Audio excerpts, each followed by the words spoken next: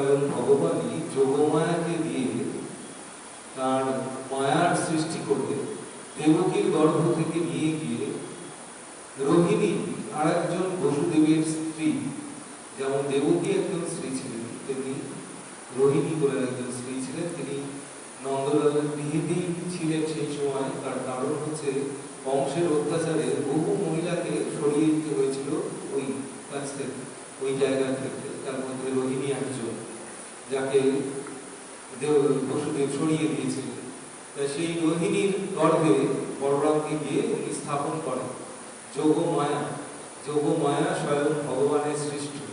যিনি এই পৃথিবীতে মায়ার সঞ্চার করেন তিনি হচ্ছেন যোগমায়া, যার রূপ আমরা নারী মূর্তির যে দেবতাদের মধ্যে দেখতে পাই, ভদ্রকালী, জগদ্ধাত্রী, এদের মধ্যে যে রূপ দেখি সবই যোগমায়ার রূপ। এরকম দুটি রূপ নয়, আরো অজস্র রূপ তিনি ধারণ করেছিলেন। সেই মায়া দিয়ে পৃথিবীকে বশীভূত করার জন্যই যোগমায়াকে সৃষ্টি করেছেন স্বয়ং ভগবান। সেই যোগমায়া ওই গর্ভ ওখান থেকে তুলে নিয়ে গিয়ে দেবকীর গর্ভ থেকে নিয়ে গিয়ে রোহিণীর গর্ভে স্থাপন করেন। লোকে ভাবেন যে এই বাচ্চা নষ্ট হয়ে গিয়েছে, তারপরে কংস আর তার হদিশ পায়। তার পরবর্তীকালে শ্রীকৃষ্ণ দেবকীর গর্ভে আসেন এবং জন্মগ্রহণের পর বসুদেব তাকে নিয়ে গিয়ে যশোদার পাশে শুইয়ে দেন এবং যশোদার একটি কন্যা সন্তান হয়েছিল, সেটাকে নিয়ে এখানে আসেন। এবং আমি এর আগে বলেছি এটা, সেই কন্যা সন্তানটিকে দেখে প্রথমে কংস তাকে মারতে চান। বললেন, আমি যা দৈববাণী শুনেছি সেটা তো আমায় দেবকীর পুত্র আমাকে হত্যা করবে, কিন্তু কন্যার কথা তো বলা হয়নি। কিন্তু তার পার্ষদ এবং মন্ত্রীরা তাকে বোঝালেন যে ওই দৈববাণীর নিশ্চয়তা কি, যদি এই পরবর্তীকালে আপনার মৃত্যুর কারণ ঘটে, একে বাঁচিয়ে রেখে লাভ। তখন উনি ওই কন্যাটি সন্তানটিকে মাথার উপর তুলে আছড়ে মারতে গেছি। যে মুহূর্তে উনি মারতে যান সেই মুহূর্তে ওটা উনি উড়ে গিয়ে ওই কারাগৃহের মধ্যেই 8 হাতে 8টা অস্ত্র নিয়ে যোগমায়া তার রূপ প্রকাশ করে। তখন কংস ভয় পেয়ে যায় ওই রূপ দেখে। যোগমায়া তাকে বলে যান যে তুমি যেহেতু সন্তানদের হত্যা করছো, তোমাকে যে মারবে সে অন্য জায়গায় রয়েছে। সেই জন্য কংস অন্যান্য যেসব জায়গাতে ছোট ছোট পুত্র নতুন সন্তান জন্মগ্রহণ করেছিল তাদেরকে মারবার আদেশ দিয়েছিল। এত অত্যাচার করেছিলেন নিজের সুরক্ষার জন্য। ভগবান যাকে মারেন তাকে দেখুন বাঁচাতে পারেন। স্বয়ং বাসুদেব শ্রীকৃষ্ণ নন্দরাজের দিকে বড় হতে থাকেন, একটার পর একটা দৈত্যকে পাঠাতে থাকেন। প্রথম ভূতানো রাক্ষসীকে পাঠিয়েছিলেন, সেইখান থেকে বাসুদেব শ্রীকৃষ্ণ ওই রাক্ষস নিধন করতে শুরু করেন একটার পর একটা। এখনো পর পর ওই মানাসুরকে হত্যা করেছেন আগের অধ্যায়ে আমি বলেছি। তা আজকে আমরা সাম্যের নিয়মের কথা বলবো, তার পরবর্তীকালে আরো একটা অধ্যায় আছে। তারপরে স্বয়ং বাসুদেব এই পৃথিবী ছেড়ে চলে যাবেন। এই ধরাধামে এসেছিলেন তিনি ধর্ম প্রতিষ্ঠা করার জন্য। যখন ধরিত্রী পাপে পূর্ণ হয়ে গিয়েছিল তখন স্বয়ং পৃথিবী গাভী রূপ ধারণ করে ব্রহ্মাকে গিয়ে বলেছিলেন, যদিও এই উপাখ্যানটা আমি আগে বলেছি, তাও আরেকবার বলে দিচ্ছি। গাভী রূপ ধারণ করে ধরিত্রী গিয়ে ব্রহ্মাকে বললেন যে আমি এত পাপের ভার আর বইতে পারছি না, চোখ দিয়ে জল পড়ছে সেই গাভী রূপিণী পৃথিবী, আমাকে আপনি রক্ষা করুন। এত পাপের ভারে আমি একেবারে ক্লান্ত হয়ে পড়েছি, দিনের পর দিন এই অত্যাচার সহ্য করতে পারছি।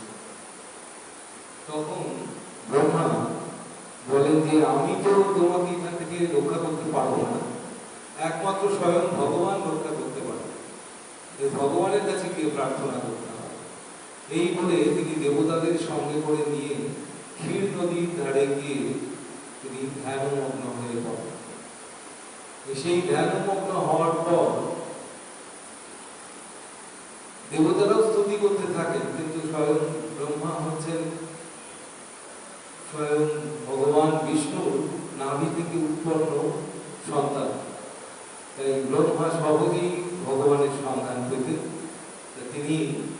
ওই ধ্যান অবস্থাতে জানতে পারেন, স্বয়ং ভগবান বলছেন যে তোমরা যে জন্য আমার কাছে এসেছো সেটা আমি আগেই জানি, কিন্তু এই মুহূর্তে পৃথিবীতে এমন কোনো পবিত্র প্রাণ নেই যার মাধ্যমে আমি অবতারত্ব লাভ করব। তাই আমি স্বয়ং জন্মগ্রহণ করতে চলেছি। সেই ব্রহ্মাকে জানানোর পর শ্রীকৃষ্ণের জন্ম হয়েছিল। স্বয়ং ভগবান নিজেই জন্মগ্রহণ করেছিলেন, কোনো মানুষের মাধ্যমে নয়। তাই জন্যে অন্য যারা অবতারের উল্লেখ আছে আমাদের শ্রীমদ্ ভাগবতে, সেই প্রায় 22 জন অবতারের উল্লেখ আছে। 10 অবতার শুধু নয়, 10-এর পরও আরো অনেক জন্মগ্রহণ করেছে। সেই এতগুলো অবতারের মধ্যে শ্রীকৃষ্ণ স্বয়ং, তাকে অবতারই বলা হয়, স্বয়ং ভগবান নিজে জন্মগ্রহণ করেছেন। কেন জন্মগ্রহণ করেছিলেন? না এই পাপের ভার থেকে ধরিত্রীকে রক্ষা করার জন্য। যদা যদাই ধর্মস্য গ্লানির্ভবতি ভারত অভ্যুত্থানম অধর্মস্য তদাত্মানাং সৃজনমঃ পরিত্রাণায় সাধনাং বিনাশায় চতুষ্কৃতম ধর্ম সংস্থাপনার্থায় সম্ভবামি যুগে যুগে। এই বারংবার যুগে যুগে তিনি জন্মগ্রহণ করেছেন নানা রূপ ধরে। এইবার শ্রীকৃষ্ণ স্বয়ং নিজে ভগবান এসেছেন। এইখানে এই অংশটুকু একটু আগে পড়ে নিই, তারপরে আবার আলোচনায় যাব। তাই এই মৈত্রী মুনি পরাশর মুনির কাছ থেকে স্বয়ং ভগবানের যে বলরাম রূপ, আচ্ছা বলরাম তার নাম হয়েছিল, কিন্তু আসলে তার নাম ছিল রাম। কে নামকরণ করেছিলেন? গর্গাচার্য বলে এক পবিত্র প্রাণ ছিলেন। তাকে বসুদেব পাঠিয়েছিলেন নন্দরাজার গৃহে, যে আমার সন্তানরা কেমন আছে আপনি একটু দেখে আসুন। এই গর্গাচার্য হচ্ছেন প্রথম মানুষ যিনি জ্যোতিষশাস্ত্র উদ্ভাবন করেন। জ্যোতিষশাস্ত্র ইনভেন্টর হচ্ছেন গর্গাচার্য। তার পর থেকেই এই দেশে জ্যোতিষশাস্ত্র আসে, কিন্তু এত বছরে যে জ্যোতিষশাস্ত্র আর সেই অবস্থায় নেই।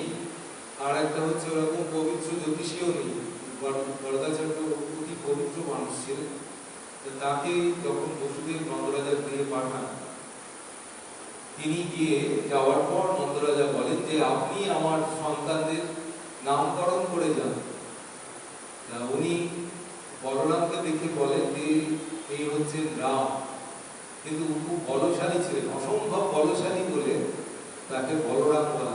আসলে বলদেব তার নাম, কিন্তু ওটা বলরাম, বলের জন্য তাকে বলরাম করা।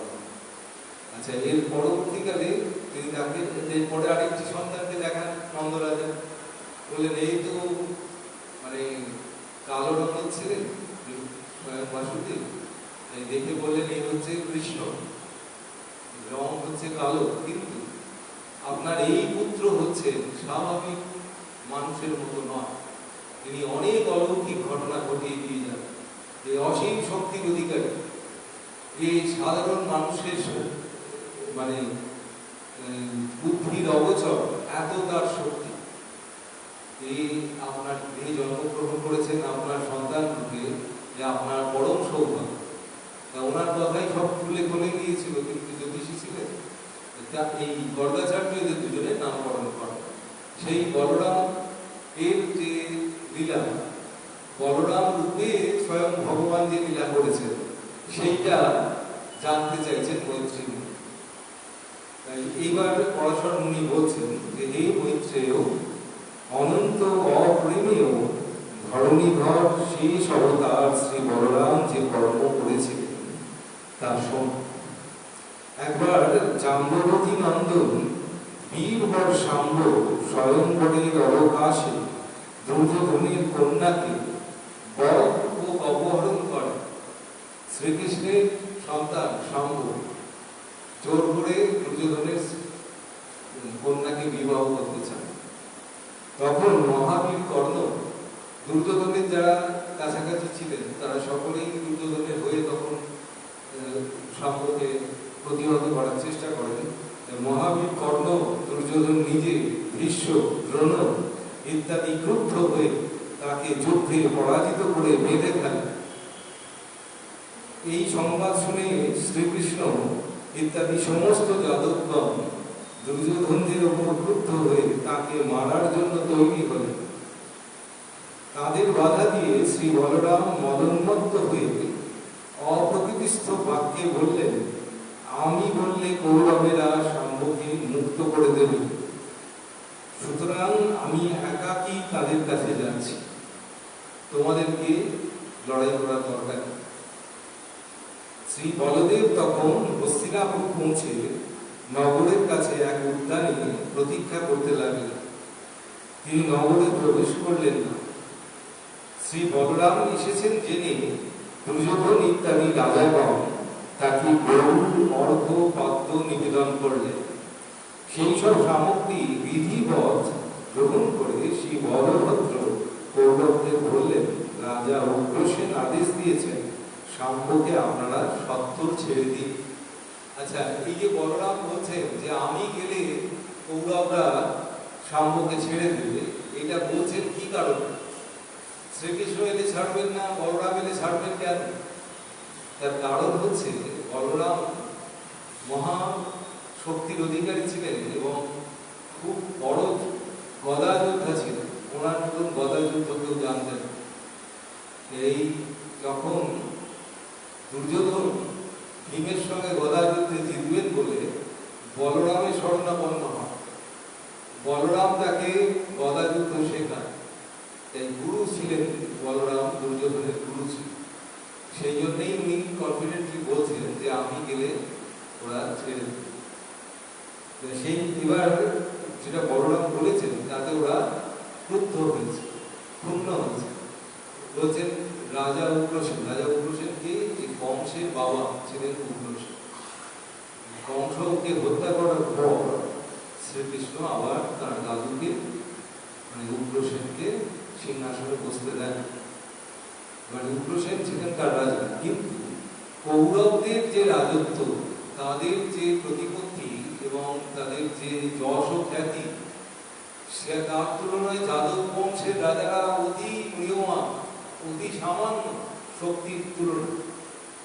তার ফলে এরা উগ্রসেনের হুকুম শুনে খুব বিরক্ত হয়ে ক্ষুণ্ণ হয়ে বলছেন, হে দ্বিজ সত্তম, শ্রী বলরামের এই কথা শুনে ভীষ্ম, দ্রোণ, কর্ণ, দুর্যোধন ইত্যাদি রাজারা অত্যন্ত ক্ষুব্ধ হলেন।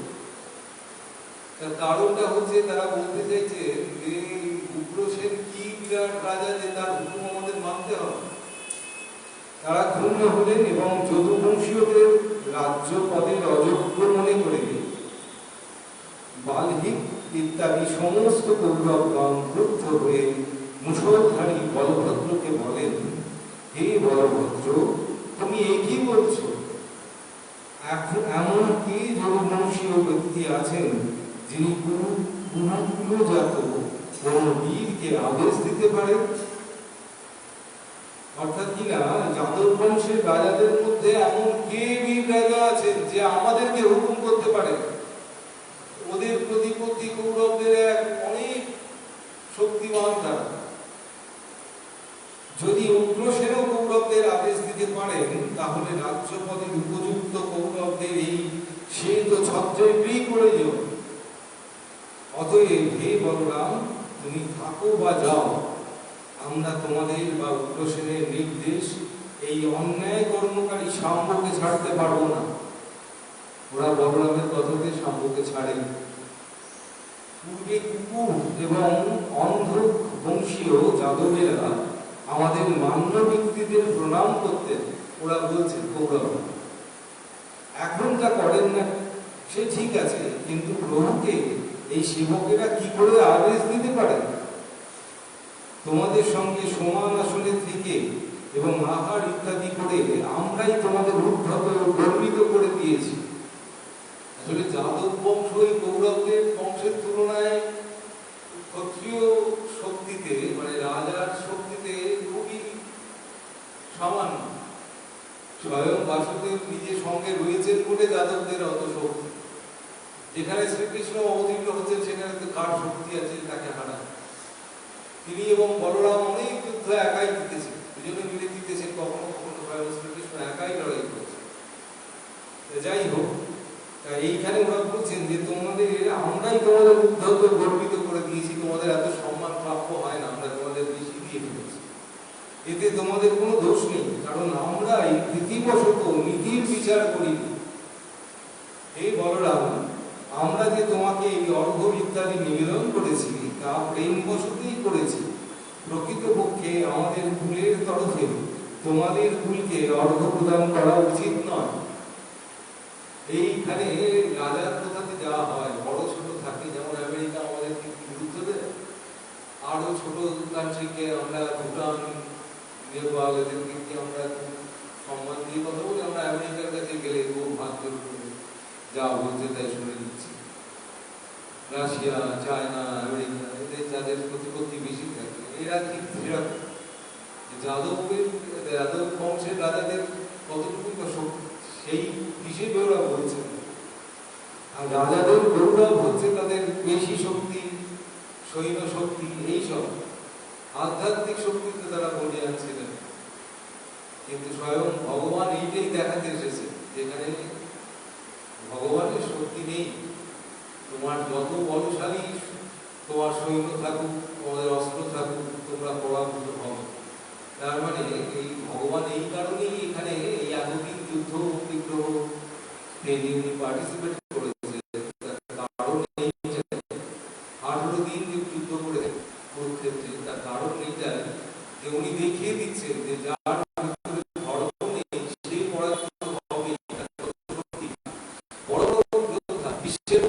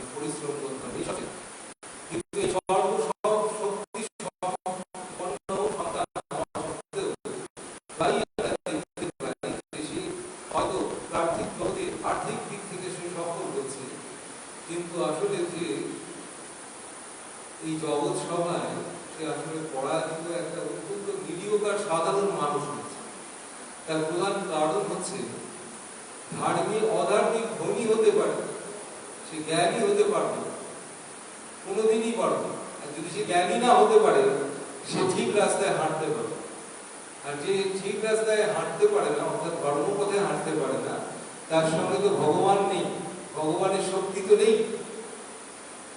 আর যার সঙ্গে ভগবানের শক্তি নেই সে কি করে একটা বিশেষ ব্যক্তি তৈরি হবে? যেহেতু পিতামাতারা নিজেরাই জানে না যে কি পথে ভগবানের আশীর্বাদ পাওয়া যায়, তাই তারা সন্তানকে শেখাতে পারে। আসলে জগতে সাফল্যের একটি চাবিকাঠি, সেটা হচ্ছে ভগবানের নির্দেশিত পথ অবলম্বন করে চলা।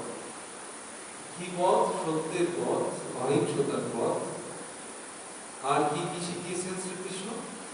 স্বয়ং বাসুদেব যা বলেছিলেন তার ভক্তদের, সেইটাই শ্রীমদ্ ভাগবতে আমাদের শ্রী ব্যাসদেব লিপিবদ্ধ করেছেন। শ্রীকৃষ্ণ বলছেন, আমার ভক্ত হবে করুণার প্রতিমূর্তি, সত্যপ্রেমী, সমদর্শী। বিরাট কথা, সমদর্শী, সর্বত্র আপন পর ভেদ থাকবে না, সমান দর্শন। সত্যপ্রেমী, সমদর্শী, কারো প্রতি তার বৈরী ভাব থাকবে না। সে হবে সর্বহিতৈষী।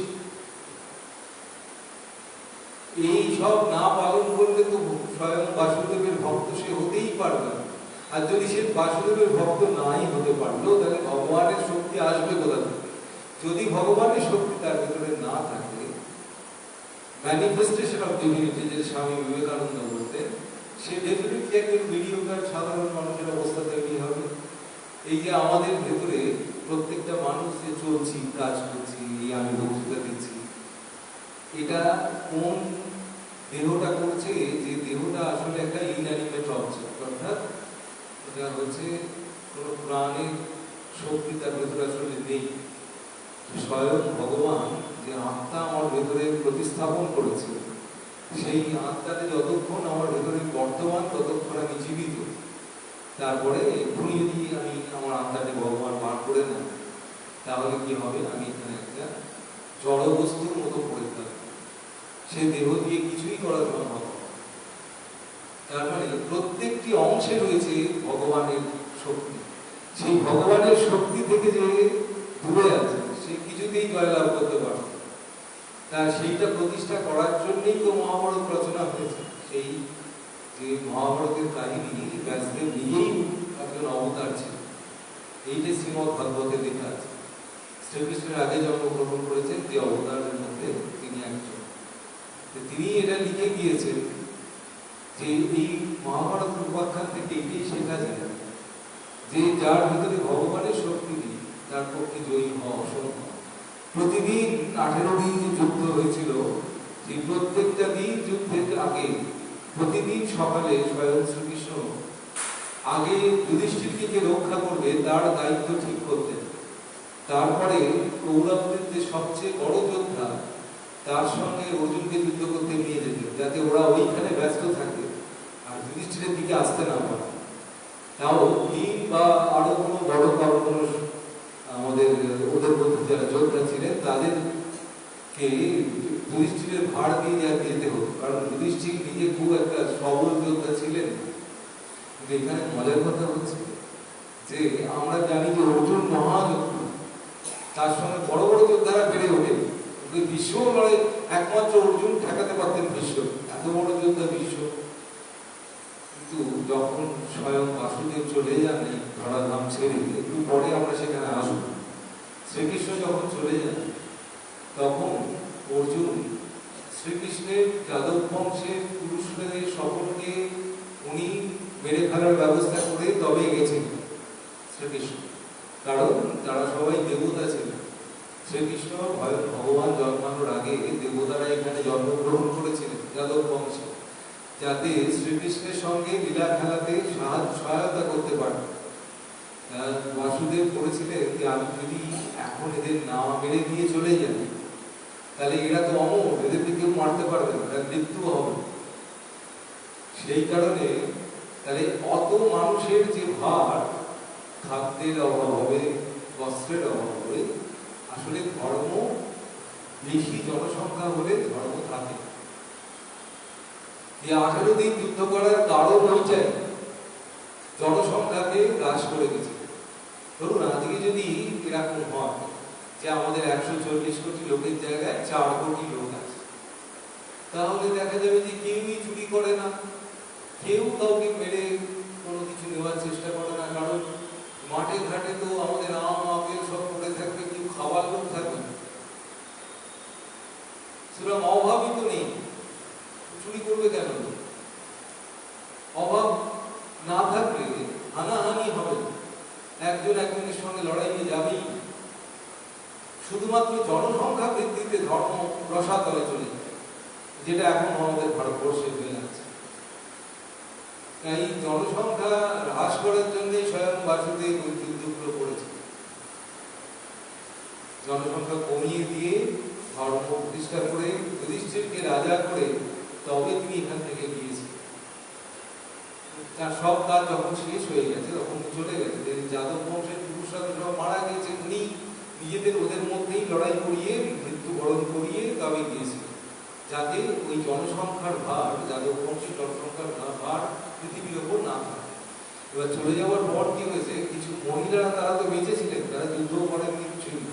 এবার যাদব বংশের মহিলাদেরকে দেখাশোনার জন্য, যেহেতু অর্জুন যুধিষ্ঠির এরা তো ওর রিলেটিভ ছিলেন, মানে কুন্তী ছিলেন শ্রীকৃষ্ণের পিসি, ওই নিজেদের আত্মীয়, তাই জন্য তারা ওখান থেকে অর্জুন গেছে না, তখন তারা রাজা হয়ে গেছে, যুধিষ্ঠির রাজা, সমস্ত রাজত্ব তাদের গোটা বিশ্বব্রহ্মাণ্ডের রাজত্ব, রাজা ছিলেন যুধিষ্ঠির। এবার ওই সমস্ত মহিলাদেরকে আনবার জন্য রথ নিয়ে গেছেন অর্জুন। নিয়ে যখন আসছে তখন বনের মধ্যে দস্যুরা তাকে ঘিরে ধরে, সেই দস্যুদের সঙ্গে লড়াই করতে গিয়ে অর্জুন হেরে যায়। এসে তখন যুধিষ্ঠির বলছেন যে অর্জুন বিমর্ষ কেন, কি হয়েছে? তখন অর্জুন বলছে তোমার বাসুদেব, মানে যুধিষ্ঠির ভীষণ ভক্তি করবেন তো বাসুদেবকে, তাই বলছেন তোমার বাসুদেব আমার সমস্ত শক্তি হরণ করে নিয়ে চলে গেছে। আর বাসুদেব তো নেই এখানে। কারণ ওই অর্জুনের যে বিশেষ শক্তি আমরা দেখতে পাচ্ছি সেটা শ্রীকৃষ্ণের দান করা শক্তি। যখন যুদ্ধ শেষ হয়ে গেছে আর প্রয়োজন ফুরিয়ে গেছে, তখন অর্জুনের শক্তিটাও উনি কেড়ে নিয়েছেন। তখন অর্জুন চেষ্টা করলো এই বড় বড় যোদ্ধার সঙ্গে জিততে পারতেন। এই হচ্ছে শক্তি। মানে কেউ কেউ ভাবে আমি খুব বড়, আমি খুব শক্তিশালী, আমি খুব ধনী, আমি খুব জ্ঞানী, আমি বিরাট, আমার প্রতিপত্তি, যা কিছুতে মানুষ অহংকার করে সে হচ্ছে মূর্খের ধর্ম। কারণ কোনো কিছুই তার নিজের শক্তিতে হয়। ভগবান কৃপা করে তাকে ওটা দান করেছেন, যেটুকু শক্তি দিয়েছেন ওইটুকুই তার শক্তি। দিয়ে ধন দেখে মন, কেড়ে নিতে কতক্ষণ, চাইলেই উনি কেড়ে নিতে পারেন। যে অহংকার করে তার শক্তি বেশিক্ষণ থাকে, উনি সেটা কেড়ে নেন। এই অহংকার পরিত্যাজ্য। এইবার কি হলো, এরা এই কৌরবদেরও অহংকার ছিল যে আমরা বিরাট রাজা, আমরা উগ্রসেনের কথা মানব কেন। এই জন্য বলছেন, এই কথা বলে কৌরবেরা নিশ্চিত ভেবে হস্তিনাপুরে চলে গেলেন যে আমরা কৃষ্ণের পুত্র শাম্বকে ছাড়ব না। তখন ফলায়ুধ শ্রী বলরাম তাদের তিরস্কারে উৎপন্ন হওয়া ক্রোধে মত্ত হয়ে ঘুরতে ঘুরতে মাটিতে পদাঘাত করতে লাগলেন। মহাত্মা বলরামের পদাঘাতে মাটি ফেটে গেল এবং তিনি সমস্ত দিকে গুঞ্জন দ্বারা কম্পিত করে রক্তবর্ণ নেত্রে ভ্রুকুটি মুচিয়ে বলে উঠলেন, আহা, এই সারহীন দুরাত্মা কৌরবদের এই কেমন রাজসিক অভিমান। অর্থাৎ রজগুণে রাজসিক অভিমানের কথা বলছে। কৌরবদের মহিপাবত্য স্বতঃসিদ্ধ, আর আমাদের স্বামী এই মনে করেই আজ তারা উগ্রসেনের আদেশ মানছে না, তারা উল্লঙ্ঘন করছে। আজ রাজা উগ্রসেন সুধর্মা সভাতে স্বয়ং বিরাজ করেন, স্বয়ং সচিপতি ইন্দ্রও তাতে বুঝতে পারেন না। কিন্তু এই কৌরবদের ঠিক যে তারা বহু মানুষের উচ্ছিষ্ট সিংহাসনে এত পরিপুষ্ট হয়ে আছে, যার শিবকদের পুত্রীরাও পারিজাত বৃক্ষের পুষ্পমঞ্জরি ধারণ করেন, তারাও কি এই কৌরবদের মহারাজ নন? এই উগ্রসেনই সমস্ত রাজাদের মহারাজা হয়ে থাকবেন। আজ আমি একাকী পৃথিবীকে কৌরবহীন করে দ্বারকাপুরীতে প্রত্যাবর্তন করব। এই যে বলছেন উগ্রসেন সারা পৃথিবীর রাজা হয়ে থাকবেন, কি শক্তিতে বলছেন? স্বয়ং ভগবান নেমে এসেছেন রক্ষা করতে। বলরাম হচ্ছেন বাসুদেব স্বয়ং শ্রীকৃষ্ণেরই অগ্রজ ভাই, তার শক্তিও কিছু কম তো নয়। তিনি বলছেন আমি একাই কৌরবদের ধ্বংস করে চলে যাব। আজ কর্ণ, দুর্যোধন, দ্রোণাচার্য, ভীষ্ম, বাল্মীক, দুঃশাসন আদি, ভূমিশ্রবা, সোমদত্ত, সল, ভীম, অর্জুন, যুধিষ্ঠির, নকুল, সহদেব এবং অন্যান্য সব কৌরবদের তাদের হাতি, ঘোড়া, রথ সহ মেরে তাদের নববধূর সঙ্গে বীরবর শাম্বকে নিয়েই আমি দ্বারকাপুরীতে গিয়ে উগ্রসেন ইত্যাদি বন্ধু বান্ধবদের দর্শন করব, অথবা সমস্ত কৌরব সহ তাদের বাসস্থান এই হস্তিনাপুর নগরকে এখনই আমি গঙ্গায় নিক্ষেপ করব। এই কথা বলে মদোন্মত্ত হয়ে রক্তচক্ষু মুসুরায়ুধ শ্রী বলভদ্র তার হলের মুখ, তার সঙ্গে একটা হল থাকে নামক, সেই হলের মুখটা হস্তিনাপুরের দুর্গে যুক্ত প্রাচীরের মূলে লাগিয়ে টানতে লাগলেন। হস্তিনাপুরের যে সামনে যে গেটটা ছিল, কি বলে, সেইখানকার দুর্গের যুক্ত যে প্রাচীর রয়েছে তার মূলে লাগিয়ে টানতে লাগলেন। এত শক্তি যে গোটা হস্তিনাপুরকে উনি কাঁপিয়ে দিয়েছেন একা ওই হলটা দিয়ে টেনে। সেই সময় সমস্ত হস্তিনাপুরকে টলমল করতে দেখে কৌরবরা অত্যন্ত ভীত হয়ে পড়লেন। তারা বলতে লাগলেন, হায় হায় হে মহাবাহু, ক্ষমা করো ক্ষমা করো, হে মুসলায়ুধ, নিজ ক্রোধ প্রশমিত করে প্রসন্ন হন। ওরা বুঝতে পেরেছে যে বলরাম ক্রুদ্ধ হয়ে গেছেন, আর পরিত্রাণ নেই। ওটা হস্তিনাপুর কাঁপতে আরম্ভ করে দিয়েছে। হে বলরাম, আমরা পত্নীর সঙ্গে শাম্বকে সমর্পণ করছি। যে কন্যাকে, দুর্যোধনের কন্যাকে জোর করে শাম্ব বিবাহ করেছে, তাকেই আমরা তোমাদের হাতে সঁপে দিচ্ছি। বলরামকে গিয়ে বিনতি করছেন যে তুমি থাম, আমরা আপনার প্রভাব জানতাম না, তাই আপনার কাছে অপরাধ করেছি, কৃপা করে ক্ষমা করুন। তার এই এত শক্তির কথা ওদের জানা ছিল না। যখন গোটা হস্তিনাপুর কম্পমান হয়ে গেছে, আর্থকোয়েকের মতন, ভূমিকম্পের মতো কাঁপছে, তখন বাধ্য হয়ে ওরা সারেন্ডার করছে। হে মুনিশ্রেষ্ঠ, তখন কৌরবেরা সত্তর নগরের বাইরে এসে পত্নী সমেত শাম্বকে শ্রী বলরামের কাছে সমর্পণ করেন। তখন প্রণাম করে প্রিয় বাক্য বলে ভীষ্ম, দ্রোণ, কৃপ ইত্যাদিকে বীরবর বলরাম বলেন, আচ্ছা আমি ক্ষমা করে দিলাম। হে দ্বিজ, বর্তমান সময়েও হস্তিনাপুর গঙ্গার দিকে কিছুটা হেলে রয়েছে। ওই যে বলরাম টেনেছিলেন ভারত দ্বারা, সেই জন্য এখনো পর্যন্ত হস্তিনাপুর তখনও পর্যন্ত, যখন এটা দেখা হয়েছিল তখনও পর্যন্ত ওটা হেলেছে গঙ্গার দিকে, কিছুটা হেলে রয়েছে। তার শ্রী বলরাম বল ও সবুজের পরিচয় দেওয়া তার প্রভাব দর্শায়। তারপর কৌরবগণ শ্রী বলরামের সঙ্গে শাম্বেরও পূজা করেন এবং অনেক দান সামগ্রী সহ বধূকে দ্বারকাপুরীতে পাঠিয়ে দেন। এইভাবেই শাম্ব বিয়ে হল। তারপরে যেটা হলো, বিবিধ বলে একজনকে বধ করা হলো, তার কাহিনী এবারে পরাশর মুনি বলছেন, হে মৈত্রেয়, মৈত্রী মুনিকে বলছেন, এমনই ছিল বলশালী শ্রী বলরামের পরাক্রম। এবার তিনি যে আরেকটি কাজ করেছিলেন তা শোন। আচ্ছা, আপনারা কেউ বলরামের মন্দির দেখেছেন? জগন্নাথ মন্দির ছাড়া শুধু বলরামের মন্দির দেখেছেন? আমাদের এই ব্রেস্ট স্ট্রিটের মোড়েই আছে। ব্রেস্ট স্ট্রিট এবং শোভাবাজার মেট্রো স্টেশনের কাছে, মেট্রো স্টেশনের উল্টো দিকের যে রাস্তা, দিকে বলে দিকে যেতে, তার রাস্তার শুরুতেই বাঁহাতি দেখুন, ভাঙা, এখন বাড়িটা ভেঙে গেছে অনেকটা, কিন্তু মন্দির এখন অবিকৃত আছে। ওর ভেতরে একটা মন্দির আছে, বলভদ্র মন্দির, শুধু বলরাম। আর জগন্নাথ মন্দিরের ভেতরে তো বলরাম, জগন্নাথ, সুভদ্রা একসাথে আছে। যাই হোক, সেই বলরামের পরাক্রমের কথা হচ্ছে। এবার কি হলো, এবার তিনি আরেকটি কাজ করেছিলেন, তার পরাশর মুনি এই ঘটনা বলছে। আচ্ছা, এইটা দেখুন, পরাশর মুনি বলছেন কি করে, ভগবানের এত লীলা জানলেন কি? এই একটা কথা মনে রাখবেন, যে রবীন্দ্রনাথ শিখিয়ে গেছেন, যে তুমি জানাও যারে সেই জানে। যাকে ভগবান তাঁর লীলার জ্ঞান দেন, সেই তাকে জানতে পারে, সেই তাকে দেখতে পারে। সকলে তো পায় না। সবাই কি ভগবানকে দর্শন করে? ঠাকুর শ্রীরামকৃষ্ণদেব জোর দিয়ে বলতেন, আমি দেখেছি, তোকে দেখাতে পারি না। স্বামীজিকে বলেছিলেন। এই জোর দেওয়ার কারণ হচ্ছে পবিত্রতার শক্তি। ভগবান তাকে কৃপা করে দিয়েছে, অবতারত্ব দান করেছিলেন, তাই জন্য রামকৃষ্ণদেবের ভেতরে স্বয়ং ভগবানের লীলা দেখা যায়।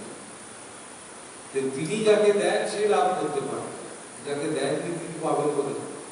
এই পরাশর মুনি, এই মুনি ঋষিরা ছিলেন মহাধার্মিক, মহা তপস্বী। তারপরে ভগবানের কৃপায় এদের উপর অহরহ এসে হাজির হতো। এরা পৃথিবীতে কিছুই নিতে চাইতেন না, ঈশ্বরকে লাভ করা ছাড়া দ্বিতীয় কোনো ওদের চাহিদা ছিল। তাই কারণ, সেই কারণেই এরা ভগবানকে লাভ করে। আর আমাদের এই পার্থিব জগতে, এই কলিযুগে কি দাঁড়িয়েছে, ভগবানের রাজত্বে, ভগবানকে ছাড়া আমাদের সবকিছু না। ভগবানের যত সম্পত্তি, এই পৃথিবীতে এমন কোনো শক্তি সম্পত্তি আছে যেটা ভগবানের তৈরি নয়, বা ভগবানের সৃষ্ট নয়, সবই তো তা। এই বাড়ি, ঘর, আকাশ বাতাস, রাস্তাঘাট, মাঠ, সবই তা। শুধু একটা মাত্র পৃথিবী তো নয়, এই এত গ্রহ থেকে গ্রহান্তর যত গ্রহ আছে, তো সেটা তো একটা সূর্যকে প্রদক্ষিণ করে, আর বাদ বাকি এত স্টার্স আছে আকাশে যার হদিশ এখনো সায়েন্টিস্টরা জোগাড় করতেই পারে। এই সমস্ত সৌরজগতের যত স্টার্স আছে, সৌরজগৎ হচ্ছে সূর্যকে ঘিরে, এছাড়া যে অন্যান্য যে সব স্টার্স আছে সেই সমস্ত তার যে তাকে প্রদক্ষিণ করে কত গ্রহ গ্রহান্তর রয়েছে তার হদিশই পাওয়া যায়। তার মানে ভগবানের লীলা যে কতটা বেশি ব্যর্থ সেটা পরিমাপ করার বুদ্ধি, শক্তি, চোখের শক্তি কোনোটাই মানুষের নেই। মানুষ অহেতুকি ভাবে যে তারা সব আবিষ্কার করে দেয়, মূর্খের চিন্তা। মূর্খ বলে মানুষের ভেতরে যে অহংকার থেকে মূর্খতা তৈরি হয়, ভগবান তখন তার শক্তিকে লিমিটেড করে, যাকে তিনি জানান সে জানতে পারে। তারপরে পড়াশোনার পর তিনি ব্যাসদেবকে দিলেন সেই শক্তি, ব্যাসদেব লিখে গেলেন মহাভারত, শ্রীমদ ভাগবত, বেদকে 4 ভাগে ভাগ করেছিলেন ব্যাসদেব। আরো অনেক কিছু আছে যেগুলো পরে হবে। এইবার বিবিধ নামে এক মহাবীর্যশালী মানব শ্রেষ্ঠ দেব বিরোধী, মানে দেবতাদের বিরোধী দৈত্যরাজ নরকাসুরের বন্ধু ছিল। ভগবান শ্রীকৃষ্ণ দেবরাজ ইন্দ্রের প্রেরণায় নরকাসুরকে বধ করেন। এর আগের কয়েকদিন আগে আমি এটা বলেছি নরকাসুরের বধের কাহিনী। তাই জন্য বীর বানর বিবিধ দেবতাদের সঙ্গে শত্রুতা করেছিলেন। এবার নরকাসুরের বন্ধু ছিলেন তো বিবিধ, যেহেতু তার বন্ধুকে ভগবান শ্রীকৃষ্ণ বধ করেছিলেন, সেই জন্য তিনি দেবতাদের সঙ্গে শত্রুতা করেছেন। তিনি স্থির করেছিলেন যে আমি মর্তলোক নষ্ট করে দেব। বিবিধ ঠিক করেছিলেন যে তিনি মর্তলোককে ধ্বংস করে দেবেন, এবং এইভাবে জাতযজ্ঞ উচ্ছেদ করে সমস্ত দেবতাদের সঙ্গে এর বদলা নেবেন। তখন থেকে তিনি অজ্ঞতায় মোহগ্রস্ত হয়ে যজ্ঞ ধ্বংস করতে থাকেন এবং সাধুগণের মর্যাদা নাশ করতে এবং দেহধারী জীবদের বিনাশ করতে থাকেন। তিনি বন, দেশ, উদর এবং ভিন্ন ভিন্ন গ্রাম জ্বালিয়ে দিতেন। আবার কখনো কখনো পর্বত ফেলে গ্রামাদি চূর্ণ বিচীর্ণ করে দিতেন। কখনো পাহাড়ের অংশ তুলে সমুদ্রের জলে ফেলতেন, আবার কখনো সমুদ্রের জলে ডুবে তাকে উচ্ছল করে দিতেন। সেই উচ্ছল সমুদ্র উচ্চ তরঙ্গে অতি বেগযুক্ত হয়ে তীরবর্তী গ্রাম ও নগর ভাসিয়ে দিত। সেই কামরূপী বানর মহারূপ ধারণ করে ফিরতেন এবং সমস্ত ক্ষেতের ধান সবজি নষ্ট করে দিতেন। সেই দুরাত্মা এই সম্পূর্ণ জগৎকে সাধ্যায় এবং বসৎকারে শূন্য করে দিয়েছিলেন, যাতে এই জগৎ অত্যন্ত দুঃখময় হয়ে গিয়েছিল। একদিন শ্রী বলভদ্র রৈবত উদ্যানে ক্রীড়াসক্ত হয়ে মদ্যপান করছিলেন। তার সঙ্গে মহাভাগা রেবতী এবং অন্য সুন্দরীরাও ছিলেন। সেই সময় প্রভুশ্রেষ্ঠ শ্রী বলরাম নন্দরাচল পর্বতের কুবেরের মতো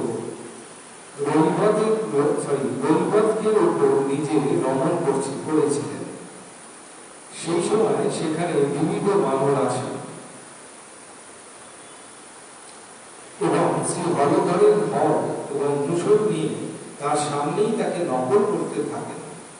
সেই দুরাত্মা বানর সেই নারীদের দিকে তাকিয়ে হাসতে থাকেন এবং তিনি মদ্যপূর্ণ পাত্রটি ভেঙে ফেলে দেন। বলরাম যাদের সঙ্গে, যে নারীদের সঙ্গে মিশছিলেন, তাদেরকে নিয়ে তিনি বিদ্রুপ করেন এবং একটা মদের যে সুরা পাত্র ছিল সেটাকে তিনি ভেঙে দেন। শ্রী হলধর তখন ক্রুদ্ধ হয়ে তাকে ধমক দেন। তা সত্ত্বেও সেই বানর তাকে অবজ্ঞা করে তামাশা করতে থাকে। তখন শ্রী বলরাম ক্রোধে নিজের মুশুল তুলে বানরটিও এক ভারী প্রস্তরখণ্ড উঠিয়ে নেয়। দুজনের সঙ্গে লড়াই করল। সেটি তিনি শ্রী বলরামের উপর নিক্ষেপ করেন, কিন্তু যদুবীর বলভদ্র তার মুশুল দিয়ে সেটিকে বহু খণ্ড করেন। যে পাথরটা তুলে বানর ওকে আঘাত করতে গিয়েছিল, তার হাতে তো কুশল ছিল, সেই কুশলটা দিয়ে ওটা ভেঙে চূর্ণ বিচূর্ণ করে দেয়। সেগুলো গিয়ে পৃথিবীর ওপর পড়ে। তখন সেই বানর শ্রী বলরামের কুশল এড়িয়ে অতি বেগে রোষপূর্বক তাকে বুকে ঘুষি মারে।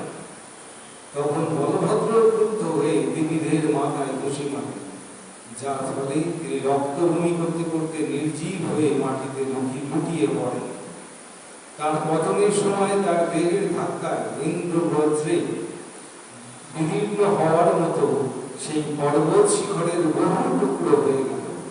সেই সময় দেবতারা শ্রী বলরামের উপর পুষ্প বর্ষণ করতে লাগলেন এবং সেখানে উপস্থিত হয়ে তার প্রশংসা করতে করে বলতে লাগলেন, আপনি খুব ভালো কাজ করেছেন।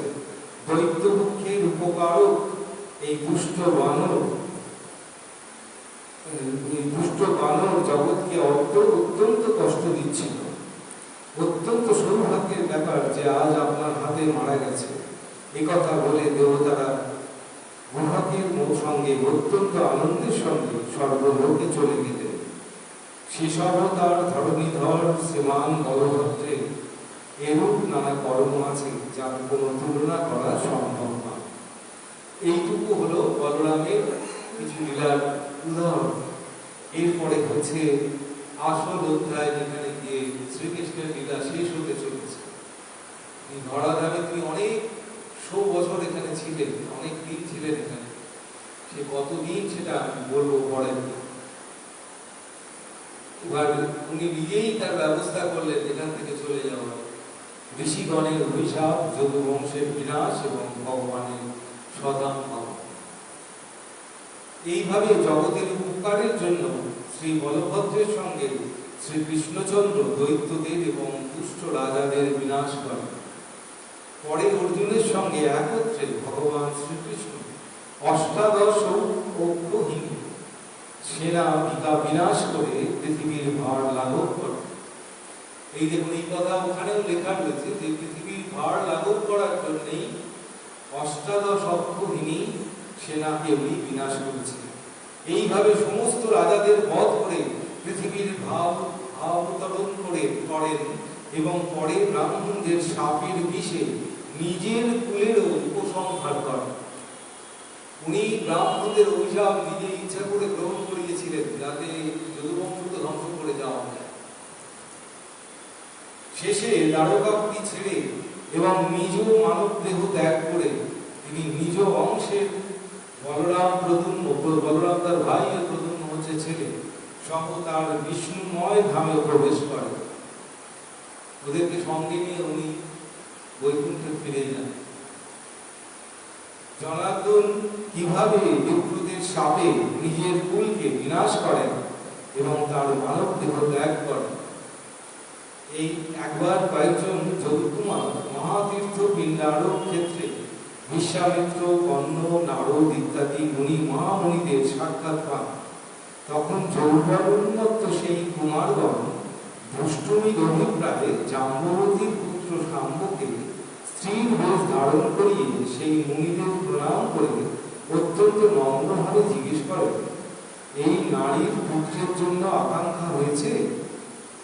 হে মুনীশ্বর, বলুন এর পুত্র হবে নাকি কন্যা? অর্থাৎ এদেরকে নিয়ে, যারা বড় বড় মুনি ঋষি ছিলেন তাদেরকে নিয়ে একটা ফাজলামি করার চেষ্টা করে। শাম্ব, যার কথা একটু আগে শুনলেন, শাম্বকে তারা মেয়ে সাজিয়ে শাড়ি পরিয়ে ওখানে নিয়ে গিয়ে মুনিদের কাছে নিয়ে গিয়ে বলছে যে এই কন্যার সন্তানের ইচ্ছা জাগ্রত হয়েছে, তা এর পুত্র হবে না কন্যা হবে আপনি বলুন। এই কথা শুনে উনি, এরা তো মুনি ঋষিরা তো অনেক বেশি জ্ঞানী, তারা সব বুঝতে পারে। যদুকুমারগণ এইভাবে ব্যঙ্গ করায় সেই দিব্য জ্ঞান সম্পন্ন, তাদের এমন দিব্য জ্ঞান ছিল মুনি ঋষিদের, তারা বুঝতে পারছেন যে এসেছে মজা করতে। দিব্য জ্ঞান সম্পন্ন মুনীশ্বরগণ কুপিত হয়ে বললেন, একটি লোকোত্তর মুষল ধারণ করবে যা সমস্ত যাদব কুলের বিনাশের কারণ হবে। এবং যার ফলে যাদবদের সম্পূর্ণ কুল নির্মূল হয়ে যায়। বললেন যে এই শাম্পু পেটে একটা মুষল ধারণ করে, কোন সন্তান ধারণ করবে এবং তার দ্বারাই এদের বংশ ধ্বংস হয়ে যায়। এবং ওদের যে ভবিষ্যৎবাণী বা অভিশাপের মতন যেটা দিয়েছে সেইটাই ফলে ফলশ্রুত হয়েছিল, যাদব বংশের ধ্বংস অনিবার্য হয়ে। এই যাদব বংশকে শেষ করার জন্য স্বয়ং ভগবানের এক অন্যরকম লীলা আর একটুখানি বলে শেষ করতে হবে, সময় হয়েছে। মুনিশ্বরগণ এই কথা বলা হয়, সেই কুমারগণ সম্পূর্ণ বৃত্তান্ত পুঙ্খানুপুঙ্খরূপে রাজা উগ্রসেনকে জানালেন এবং সঙ্গে পেট থেকে এক মুষল উৎপন্ন হল। সত্যি সত্যি ওর পেট থেকে একটা মুষল উৎপন্ন হল। উগ্রসেন সেই লৌহময় মুষলটি চূর্ণ বিচূর্ণ করে দিলেন, আর সেই কুমারগণ সেগুলি নিয়ে গিয়ে সমুদ্রের জলে ফেলে দিলেন। তার থেকে সেখানে সর্পকুণ্ড উৎপন্ন হল। যাদবদের চূর্ণ করা সেই মুষলের লৌহর টুকরো, যা অত্যন্ত তীক্ষ্ণ হয়ে খণ্ড বিখণ্ড হয়েছিল, সেগুলো সমুদ্রে ফেলায় একটি মাছ সেটি গিলে নেয়। সেই মাছটিকে এক জেলে ধরে নিয়ে তার পেট কাটতে সেই মুষলের খণ্ড তার পেট থেকে বেরিয়ে পড়ে। জড়া নামে এক ব্যাগ সেই মুষল খণ্ডটি নিয়ে নেয়। ভগবান শ্রী মধুসূদন এইভাবেই বিষয় যথাযথ জানতেন, কিন্তু তিনি বিধাতার ইচ্ছায় বিরুদ্ধতা করতে চাননি। বাসুদেব তিনি সবই জানতেন, কিন্তু তিনি তার এই বিরুদ্ধতা করতে চাননি। সেই সময় দেবতারা বায়ুকে পাঠালেন। তিনি একান্তে শ্রীকৃষ্ণকে প্রণাম করে বললেন, ভগবান, দেবতারা আমাকে দূত করে পাঠিয়েছেন। বসুগণ ও শ্রীকুমারগণ, রুদ্র, আদিত্য, মরুদ্গণ এবং সাধাদি সহ ইন্দ্র আপনাকে যে সংবাদ পাঠিয়েছে তা শুনুন। হে ভগবান, দেবতাদের প্রেরণা তাদের সঙ্গেই পৃথিবীর ভার লাঘব করার জন্য আপনাদের অবতীর্ণ হওয়ার 100 বৎসর অতিক্রান্ত হয়েছে। আপনারা এখন দুরাচারী দৈত্যদের বধ করেছেন এবং পৃথিবীর ভারও লাঘব করেছেন। তাই আমাদের এই প্রার্থনা যে এবার দেবতারা সর্বদা স্বর্গেই আপনার সঙ্গে সনাত হয়ে থাকুন, অর্থাৎ আপনি স্বর্গে পদার্পণ করে দেবতাদের সনাত করুন। হে জগন্নাথ, আপনি ভূমণ্ডলে পদার্পণ করেছেন 100 বছরের বেশি। এখন যদি আপনার পছন্দ হয় তাহলে স্বর্গলোকে পদার্পণ করুন। দেবতাদের আরো বক্তব্য যে আপনাদের যদি এখানে থাকতে ভালো লাগে তবে এখানেই থাকুন। সেবকদের ধর্ম হল যে যথা সময়ে তার কর্তব্য মনে করিয়ে দেওয়া। আজকে এই পর্যন্ত থাক। আমরা এর পরের অধ্যায়ে আবার, কারণ এই বাসুদেব এই পৃথিবী ছেড়ে চলে যাচ্ছে, এই ধরাধাম ছেড়ে যে উনি চলে যাবেন, এই অংশটা অত্যন্ত ইম্পর্টেন্ট এবং এটা জানাটা আমাদের সকলের পক্ষে অত্যন্ত মঙ্গলকর। কারণ বাসুদেব চলে যাওয়ার পরেই কলির যুগ শুরু হচ্ছে, দাপর যুগ শেষ হয়ে গেল। রামচন্দ্রের সময় ছিল সত্যযুগের পরে ত্রেতা যুগ, রামচন্দ্র জন্মগ্রহণ করেছিলেন। তারপরে দাপরে শ্রীকৃষ্ণ ছিলেন এবং শ্রীকৃষ্ণের মৃত্যুর সঙ্গে সঙ্গে কলিযুগের সূচনা হয়েছিল। সব শ্রীকৃষ্ণ বলে গিয়েছিলেন কলিযুগের অবস্থা কি হবে। পরের দিন পরের অধ্যায়ে আমরা সেটা আলোচনা করব। আজকে এই পর্যন্ত।